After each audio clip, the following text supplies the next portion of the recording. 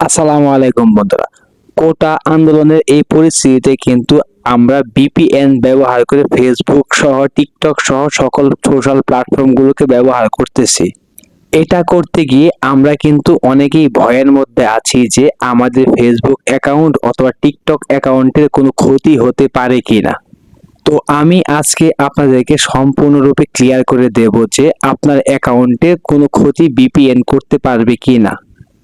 তো বিষয়টি জানতে অবশ্যই ভিডিওটি শেষ পর্যন্ত দেখেন এবং আপনি আমার চ্যানেলে নতুন হলে অবশ্যই সাবস্ক্রাইব করতে ভুলবেন না।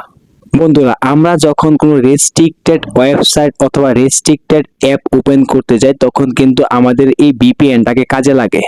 কোটা আন্দোলনে গুজব ছড়ানোর কারণে কিন্তু বর্তমানে ফেসবুক সহ টিকটক প্ল্যাটফর্মটি কিন্তু আমাদের বন্ধ আছে বাংলাদেশের ক্ষেত্রে। বাংলাদেশ সরকার কিন্তু ফেসবুকের যে বাংলাদেশ আইপিটা আছে ওটাকে কিন্তু বন্ধ করে রেখেছে, অর্থাৎ ডাউন করে রেখেছে, যার কারণে কিন্তু আমরা ফেসবুক ব্যবহার করতে পারতেছি না। কিন্তু আমরা যদি ভিপিএন কানেক্ট করি তাহলে কিন্তু আমরা খুব সহজে কিন্তু ফেসবুক ব্যবহার করতে পারতেছি। তো এটা কিভাবে করতে পারতেছি এটা হচ্ছে বোঝার বিষয়। তো বাংলাদেশ সরকার আমাদের আইপিটাকে বন্ধ করে রেখেছে ঠিকই, কিন্তু আমরা যখন ভিপিএন কানেক্ট করি তখন আমাদের লোকেশনটা কিন্তু অন্য কোনো কান্ট্রিতে সেট হয়ে যায় এবং অন্য কান্ট্রির যে ফেসবুক আইপিটা আছে সেটা কিন্তু আমাদের ফোনের সাথে কানেক্ট হয়ে যায় এবং আমাদের যে লোকেশনটা আছে এটা অন্য কান্ট্রিতে দেখায়, যার মাধ্যমে কিন্তু আমরা অন্য কান্ট্রির আইপি অ্যাড্রেস ব্যবহার করে ফেসবুক ব্যবহার করতে পারি। আর আমরা যখন ভিপিএন ব্যবহার করি তখন কিন্তু আমরা অনেকেই ফ্রি ভিপিএন ব্যবহার করি এবং আমরা যখন অটো সিলেক্ট করি তখন কিন্তু বিভিন্ন রকম এবং বিভিন্ন কান্ট্রিতে কিন্তু আমাদের যে ভিপিএনটা আছে সেটা আমাদেরকে কানেক্ট করে দেয় এবং যখন যে কান্ট্রির অ্যাক্সেসটা সে ভালো পায় তখন কিন্তু অটো সুইচ করে সেই কান্ট্রিতে শিফট করে নেয়। এতে আপনার যে লোকেশনটা আছে এটা কিন্তু বারবার পরিবর্তন হতে থাকে। দেখবেন যে আপনার যে ভিপিএনটা আছে এটা প্রয়োজন সাপেক্ষে আইপির তারতম্য ভেদে কিন্তু কান্ট্রি এবং লোকেশন পরিবর্তন করতে থাকে এবং এটা কিন্তু ফেসবুকের নজরে কিন্তু একটা আনইউজুয়াল অ্যাক্টিভিটি। অর্থাৎ একই টাইমে কিন্তু একজন ব্যক্তি একটি লোকেশন থেকে কিন্তু ফেসবুক ব্যবহার করতে পারে, কিন্তু ভিপিএন এর কারণে আপনার এই লোকেশনটা একই টাইমে 2-3টা দেশের মধ্যে কিন্তু দেখায়, যার কারণে বোঝা যায় যে আপনি অনৈতিকভাবে আনইউজুয়াল অ্যাক্টিভিটির মাধ্যমে ফেসবুক ব্যবহার করতেছেন।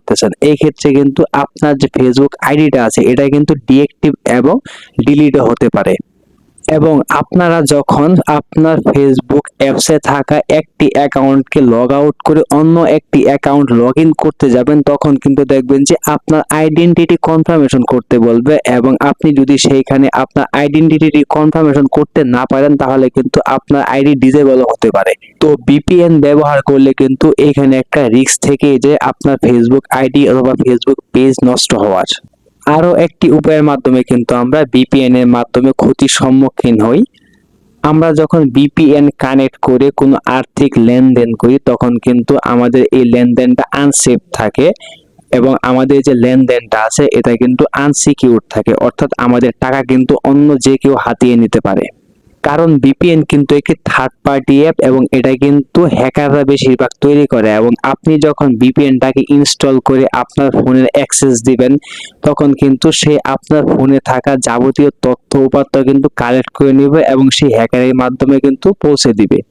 এবং আপনি যখন সেই ভিপিএন কানেক্ট করা অবস্থায় আর্থিকভাবে লেনদেন করবেন তখন কিন্তু আপনি আর্থিকভাবে একটা ক্ষতির সম্মুখীন হতে পারেন। তো এই বিষয়টাকে অবশ্যই লক্ষ্য রাখবেন আপনারা যদি ভিপিএন ব্যবহার করেন এবং সেটা অল্প সময়ের জন্য করবেন এবং ভিপিএন কানেক্ট করা অবস্থায় কিন্তু কোনো প্রকার আর্থিক লেনদেন আপনারা করবেন না, এতে কিন্তু আপনাদের ক্ষতি হবে। তো আসুন আমরা নিজেরা ভিপিএন ব্যবহারে সতর্ক হয়ে এবং অন্যকে সতর্ক হতে সাহায্য করি। এই জন্য ভিডিওটিকে অবশ্যই একটা শেয়ার করে দিবেন এবং অবশ্যই একটা কমেন্ট করে দিবেন।